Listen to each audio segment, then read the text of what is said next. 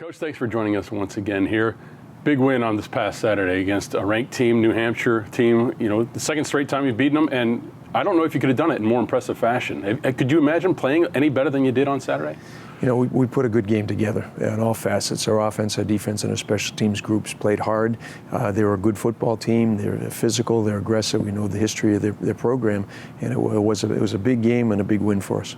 You know, everybody's talking about the offense, over 600 yards. Well, let's look at the defense first. You know, you actually had a really good game defensively too. Yes, there were 3 big plays that broke loose, but other than that, New Hampshire was contained quite often. Interceptions, some key tackles, key stop at the goal line. A lot of good things to talk about. No, you're exactly right. The first drive we kind of bent a little bit and we went right down to about that yard line. But our guys stood up and shut them down in the third and fourth downs. And from that point, really, with the exception of the big plays, a bunch of yardage on 3 plays. We tackled well. We controlled the quarterback in the pocket. They hit a couple of throws down the field, but nothing really big or dangerous for us. And it allowed our guys to get their offense off the field, and our offense did a great job controlling the football. The time of possession was impressive in terms of what we did and what they couldn't do because the offense was in the sideline. Well, let's look at a couple of facets of the offense. First, Derek Kyler, 325 passing yards, career high for him. Really controlled the tempo of the game, and he spread the field really well. Deep balls, short balls, anything in between, it seemed like. Yeah, he was on. I thought Kevin Daft did a great job opening up the offense a little bit, a little bit more unpredictable, and DK was just spot on. He hit everything, but he's just smooth. Our guys did a great job up front in terms of pass protection, really didn't get a whole lot of harassment. A lot of quick passes as well, get him out of his hands, some catches and runs. Paxton Scott picked up a screen and runs 50-plus yards. Has some nice blocks downfield by people. So having him operating Derek the way that he did certainly makes game days a lot easier. In the running game itself, it seemed like it didn't matter whose hands you put the ball in.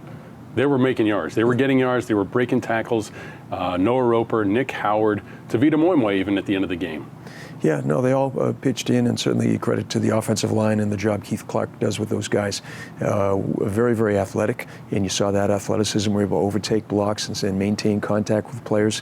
And then the running backs, Roper, he's been waiting for his chance. A little illness with Bear, and he had the opportunity, and man, he took full advantage of it. And with the confidence that engenders in him, but also our offense, that hey, we've got a couple of guys that can play, and Tavita came in, Keegan McHugh carried the football as well.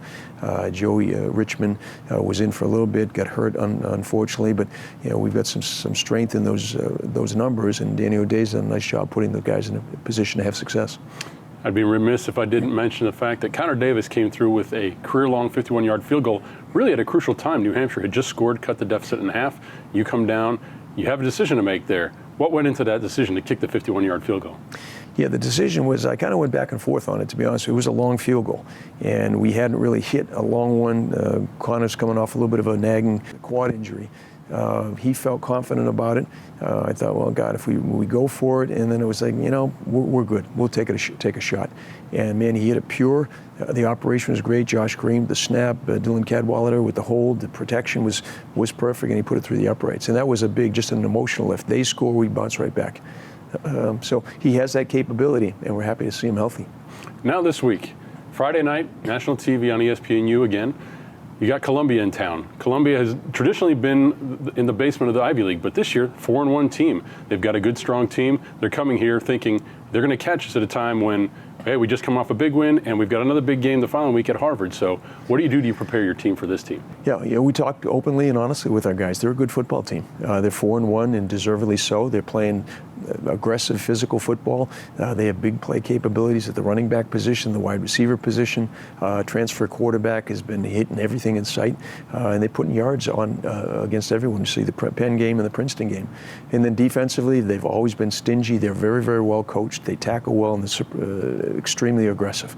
So we've got to put a complete game together and play those guys hard. It's at home, it's on television and so forth, a lot of incentive. The big thing was to go out and play. All right, Coach. Well, good luck on Friday night. We'll see you at Memorial Field. All right. Thanks, Rick.